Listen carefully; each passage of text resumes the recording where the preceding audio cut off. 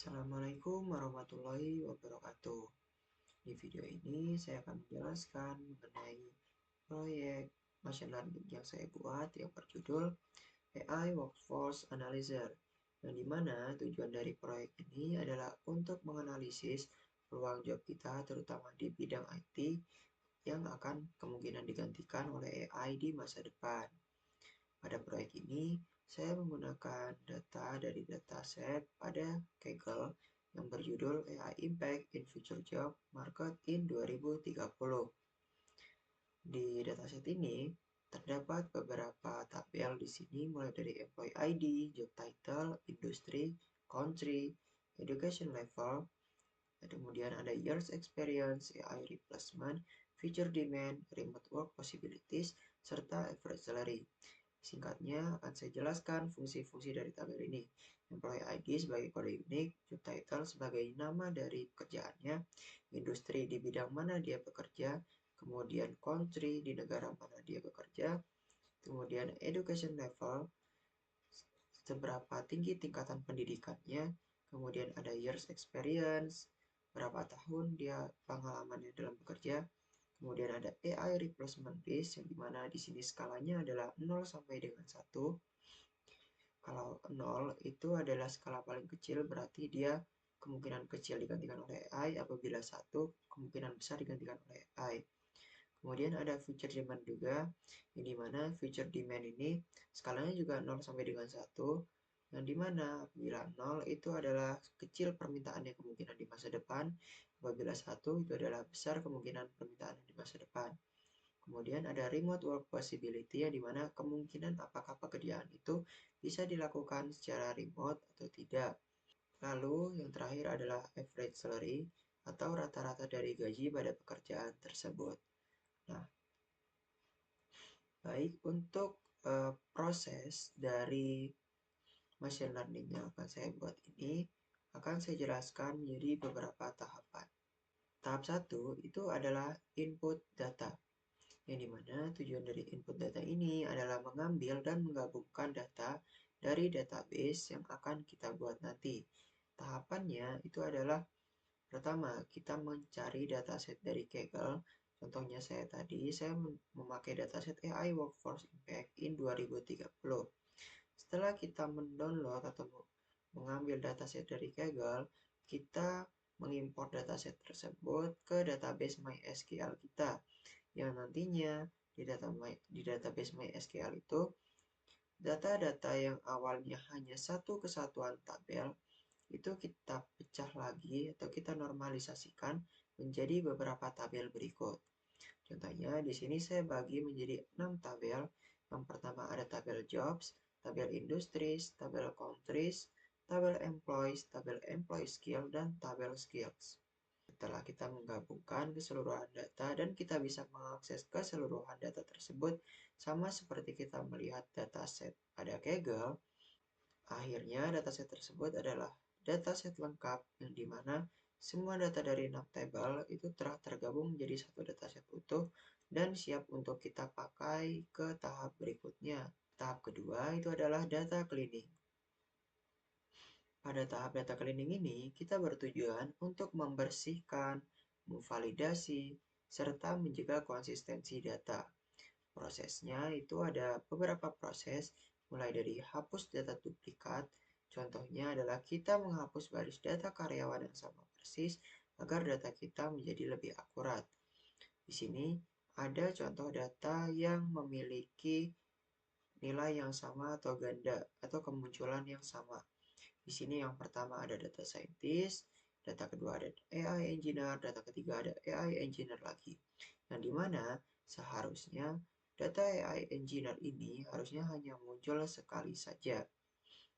Karena kita telah membagi data-datanya menjadi beberapa tabel, maka kita hanya mengambil satu nilai dari satu data tersebut.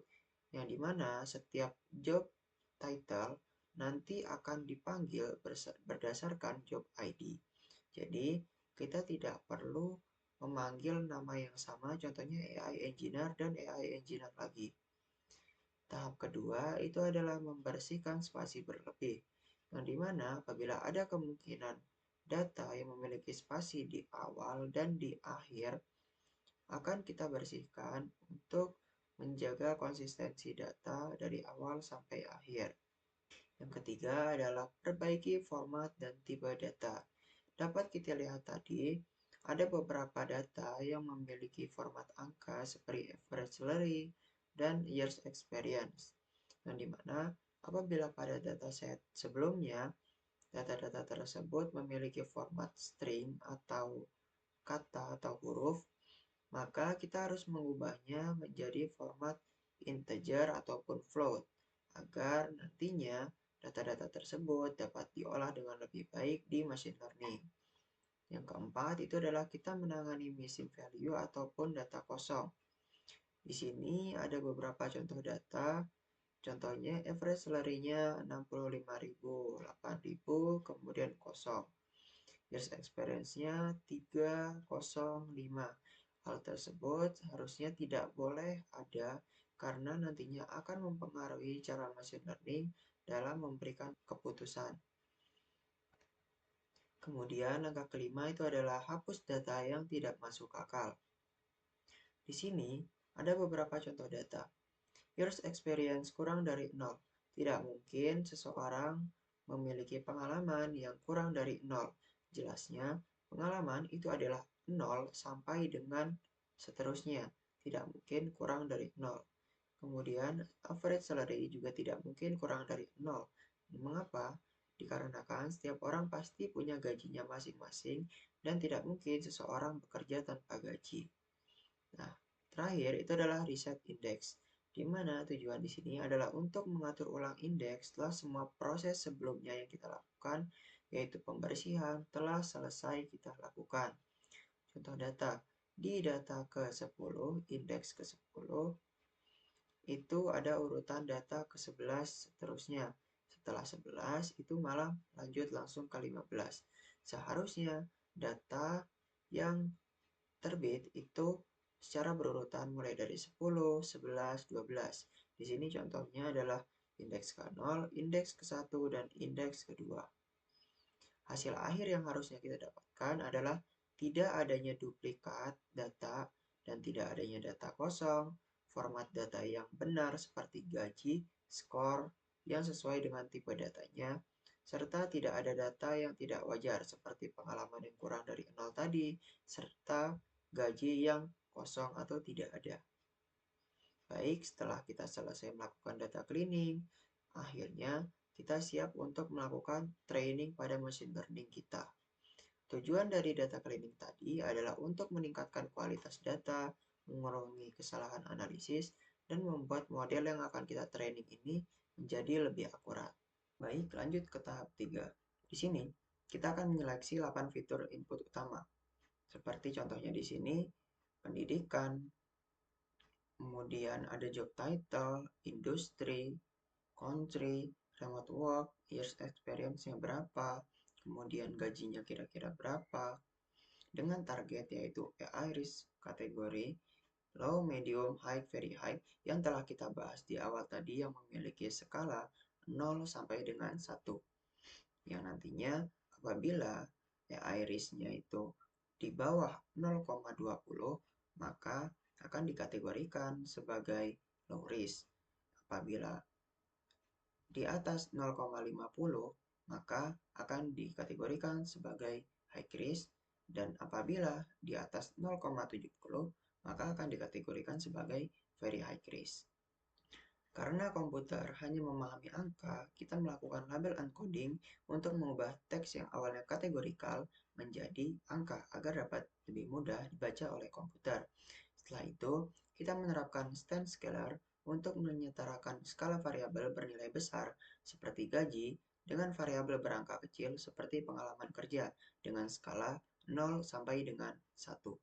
Terakhir, data dibagi menjadi 80%, data latih atau training, dan 20% data uji atau testing, yang dimana nantinya 80% data tersebut akan dipakai oleh machine learning untuk dilatih, kemudian akan dikomparasi dengan data testing yang nantinya apabila data training mendekati hasil data testing, maka Model tersebut dapat dikategorikan sebagai akurat apabila 80% data training tersebut tidak mendekati 20% data uji atau data testing, maka model tersebut dapat dikategorikan sebagai kurang akurat.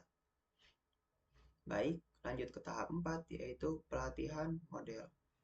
Di sini tujuan kita adalah untuk melatih beberapa algoritma klasifikasi dan memilih model terbaik berdasarkan metrik performa. Yang pertama itu adalah inisialisasi model algoritma, yang dimana kita menyiapkan beberapa jenis algoritma. Contohnya di sini saya memakai Random Forest Classifier dengan 150 trees, Decision Tree Classifier, dan Logistic Regression. Yang kedua itu adalah pelatihan data atau fit. Melatih model menggunakan 80% data trading dan 20% data testing.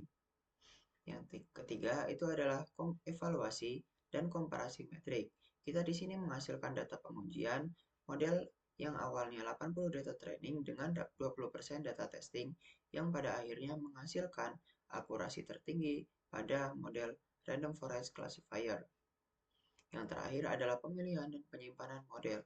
Kita memilih model yang memiliki akurasi paling tinggi untuk ditambahkan ke dalam aplikasi app.py kita nanti. Hasilnya, Random Forest Classifier keluar sebagai model terbaik dengan akurasi tertinggi dan F1 score di 0,88. Jika semuanya bingung, bagaimana cara kerja Random Forest Classifier, bisa kita ibaratkan adalah sebuah dewan pakar atau seseorang yang berdiskusi, sebuah ahli yang sedang berdiskusi, yang dimana ahli tersebut tidak hanya satu ahli yang memberikan pendapat, akan tetapi 150 ahli atau pohon keputusan yang nantinya akan melakukan voting, yang dimana voting tersebut akan diambil mayoritas suara paling banyak dari 150 keputusan tersebut. Lanjut ke tahap 5, yaitu demo aplikasi. Di sidebar kiri terdapat beberapa menu input yang dimana di sana user bisa memasukkan parameter profilnya secara bebas. Nah, pada tab 1 atau hasil analisis, sistem menampilkan chart berupa indikator resiko mulai dari low, high, dan very high. Serta ada pula persentase keyakinan model di situ untuk melihat berapa banyak model yang setuju dengan hasil tersebut. Serta ada juga radar profile dan feature importance, yang dimana hal tersebut menunjukkan beberapa indikator penting yang mempengaruhi keputusan dari model. Pada tahap 2 atau perbandingan, user dapat melihat peringkat risiko pekerjaannya di negaranya sendiri yang telah diinput dibandingkan 20 profesi lain di industri yang sama. Sedangkan pada tab 3, di sini terdapat simulasi what if, yang dimana user bisa mensimulasikan perubahan tingkat resikonya jika gaji atau pengalaman kerjanya bertambah di masa depan. Baik, sebagai kesimpulan, AI Workforce Analyzer yang telah dibuat ini ada untuk membantu kita melihat resiko perkembangan AI dan pengaruhnya terhadap pekerjaan kita. Nah, bagi kita, aplikasi ini tuh bisa menjadi panduan untuk perencanaan karir dan upskilling yang kiranya bakal membantu kita agar tidak digantikan oleh AI. Sedangkan bagi perusahaan, ini juga bisa membantu mengidentifikasi persiapan apa saja yang diperlukan oleh tim mereka menuju tahun 2030. Baik, sekian. Terima kasih telah mendengarkan penjelasan saya dari yang awalnya berupa dataset Kaggle mentah sampai menjadi model machine learning yang dapat bermanfaat untuk kita semua.